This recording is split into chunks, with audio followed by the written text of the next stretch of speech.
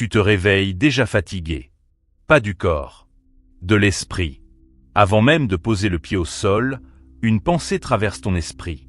Comment je vais faire aujourd'hui? Pas « qu'est-ce que je veux accomplir ?» Pas « quelle vie ai-je envie de construire ?» Non. Seulement cette question étroite, répétitive, lourde. Tu comptes. Encore. Toujours. Tu comptes l'argent, le temps, les efforts, les risques. Tu vis dans un monde où chaque décision semble pouvoir te coûter cher. Où l'erreur n'est pas une leçon, mais une menace. Tu souris parfois. Tu fais semblant. Tu avances. Mais au fond de toi, tu le sais. Cette vidéo parle de toi. Pas parce que tu es faible. Pas parce que tu manques de valeur. Mais parce que tu portes un poids que peu comprennent vraiment. La pauvreté. La pauvreté ne se résume pas à manquer d'argent. Si c'était seulement cela, elle serait déjà plus facile à supporter. La vraie pauvreté est plus silencieuse, plus profonde, plus insidieuse. Elle s'infiltre dans la manière de penser, dans la manière de se percevoir, dans la façon d'imaginer l'avenir. Elle commence par des calculs constants. Chaque dépense devient une décision lourde. Chaque choix est pesé, non pas selon ce qui est juste ou bon, mais selon ce qui est possible. Tu ne demandes plus « qu'est-ce que je veux vraiment ?» Tu demandes « qu'est-ce que je peux me permettre ?» Et à force, cette question devient une habitude mentale.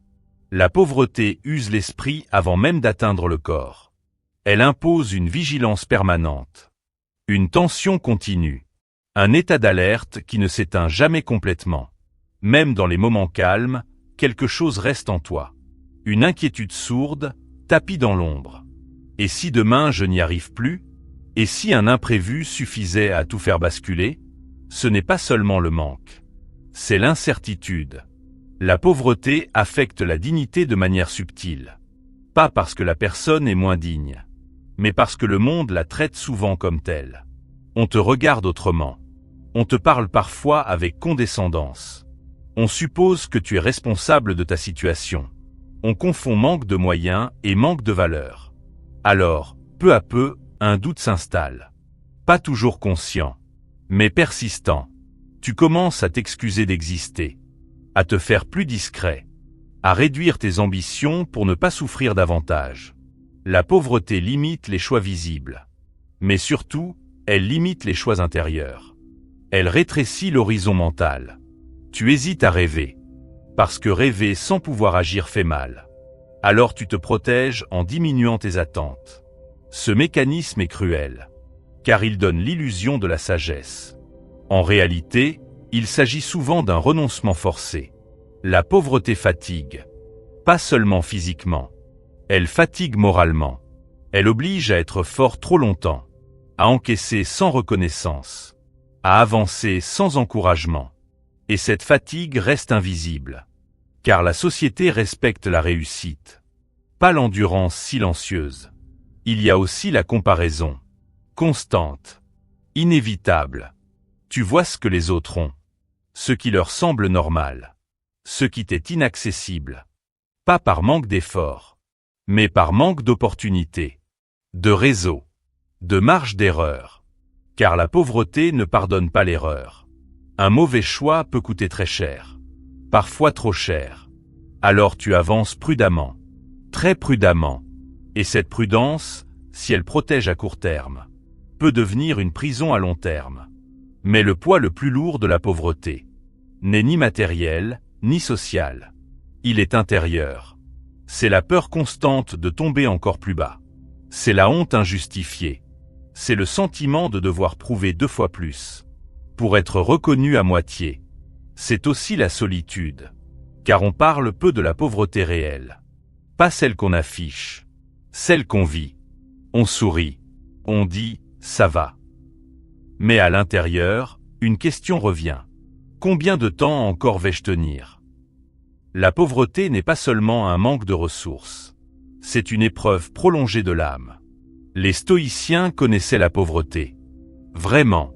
Épictète était esclave. Sénèque a connu l'exil et la perte.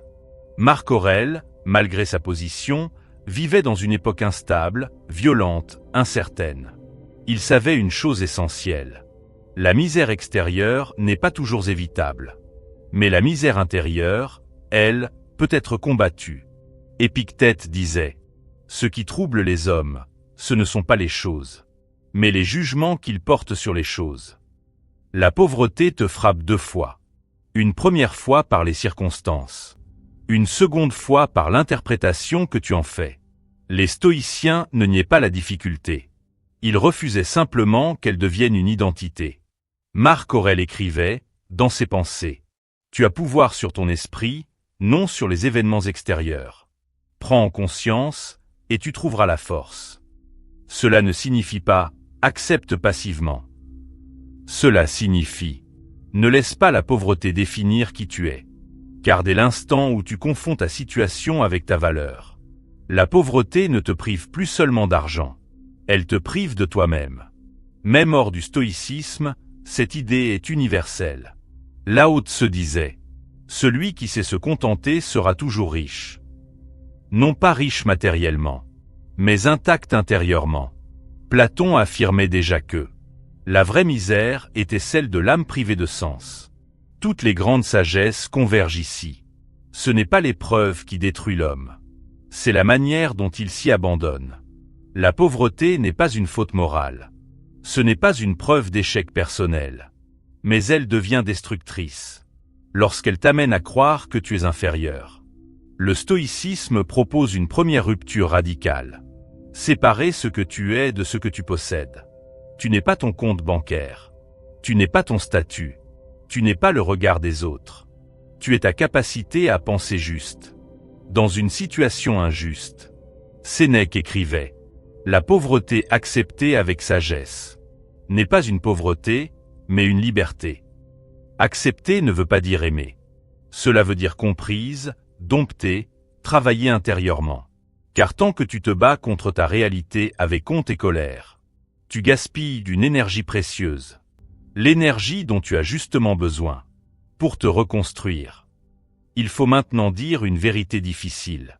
Une vérité que peu osent prononcer clairement. La pauvreté extérieure ne disparaît pas par la plainte intérieure. Se plaindre est humain, mais y rester enfermé est destructeur. Le stoïcisme ne promet pas une sortie magique. Il offre quelque chose de plus solide. Une position intérieure stable, même quand tout est instable. Épictète insistait sur une distinction fondamentale. Parmi les choses, certaines dépendent de nous. D'autres n'en dépendent pas. La pauvreté, en tant que condition matérielle, dépend parfois de facteurs qui te dépassent. Naissance, contexte, économie, injustice, accident de vie. Mais ta réaction, elle, dépend de toi. Et c'est là que tout commence. Premier principe. Récupérer ta souveraineté intérieure. La pauvreté te vole beaucoup de choses. Mais elle ne peut pas te voler ta lucidité. Sans ton consentement. Chaque jour, pose-toi cette question simple mais radicale. Qu'est-ce qui dépend réellement de moi aujourd'hui? Pas demain. Pas l'année prochaine. Aujourd'hui. Peut-être. Ton effort. Ton honnêteté. Ta discipline. Ta capacité à apprendre. Ton refus de te mépriser toi-même. Ce sont des richesses invisibles, mais cumulatives. Marc Aurèle écrivait « Ne perds pas le reste de ta vie à t'inquiéter pour les autres. Si tu ne peux pas améliorer leur sort, améliore ton jugement. » La pauvreté te pousse souvent à regarder ce que tu n'as pas. La sagesse t'oblige à renforcer ce que tu es. Deuxième principe. Ne pas confondre sobriété et humiliation. Il y a une différence immense entre vivre simplement et vivre en se sentant inférieur. Les stoïciens valorisaient la sobriété volontaire, car elle entraînait l'âme à ne pas dépendre du superflu. Sénèque disait « Ce n'est pas l'homme qui a peu qui est pauvre, mais celui qui désire davantage. » Mais attention, cela ne signifie pas que tu dois accepter l'injustice, ou renoncer à améliorer ta condition. Cela signifie ne pas laisser le manque détruire ton respect de toi-même. Tu peux avoir peu, sans te sentir petit. Tu peux vivre modestement, sans vivre courbé. Troisième principe, transformer la contrainte en discipline. La pauvreté impose des limites. Mais elle peut aussi forger une discipline rare. Celui qui a peu apprend à observer, à planifier, à différer, à résister à l'impulsion. Ces compétences, si elles sont conscientes, deviennent des armes puissantes. Nietzsche écrivait « Ce qui ne me détruit pas me rend plus fort ». Mais seulement si tu réfléchis à l'épreuve. Sinon, elle ne fait que t'user. Chaque contrainte peut devenir soit une excuse, soit un entraînement. La philosophie commence quand tu choisis la deuxième option. Imaginons des situations simples. Tu es dans un magasin. Tu vois quelque chose que tu ne peux pas acheter. Réaction automatique, frustration, honte, comparaison. Réaction stoïcienne. Ce n'est pas un refus de ma valeur. C'est une limite momentanée. Tu reçois un regard condescendant ou une remarque déplacée. Réaction automatique, colère, humiliation, repli. Réaction stoïcienne. Leur jugement parle d'eux, pas de moi. Ma dignité ne dépend pas de leur perception. Épictète disait « Si quelqu'un parle mal de toi, ne te défends pas immédiatement. Observe si ce qu'il dit est vrai. Sinon, laisse-le parler. Tu fais des efforts, mais les résultats tardent. Réaction automatique, découragement. Réaction stoïcienne. Je ne contrôle pas le résultat. Je contrôle la constance. Marc Aurèle répétait « Fais ce qui doit être fait. Le reste ne t'appartient pas. » Voici une vérité que peu acceptent. La pauvreté révèle l'âme. Elle révèle la patience, la résilience, la lucidité, ou au contraire, l'amertume. Elle ne crée pas ses traits. Elle les met en lumière. Si tu traverses cette épreuve avec conscience, elle peut devenir une forge. Les sages orientaux disent souvent « Le feu ne détruit pas l'or. Il le purifie. » La pauvreté est un feu. Brutal. Implacable. Mais tu n'es pas obligé d'y perdre ton essence. Ce que tu traverses aujourd'hui te prépare peut-être à comprendre la vie, à un niveau que d'autres n'atteindront jamais. Car celui qui a manqué comprend la valeur. Celui qui a lutté comprend la fragilité humaine. Celui qui a tenu, sans reconnaissance, développe une force intérieure que rien n'achète. Écoute bien ceci, tu n'es pas pauvre. Parce que tu as peu, tu serais pauvre. Si tu abandonnais ton jugement, ta dignité, ta capacité à penser avec droiture. La pauvreté est une situation, pas une identité. Elle peut te ralentir, elle peut te fatiguer, mais elle n'a pas le droit de te définir. Souviens-toi de cette phrase de Marc Aurèle. La valeur d'un homme se mesure à ce à quoi il attache de l'importance. Attache de l'importance à ce que tu peux construire en toi, même lentement, même difficilement. Et un jour, quand cette épreuve sera derrière toi, tu comprendras que ce qu'elle t'a donné valait plus que ce qu'elle t'a pris.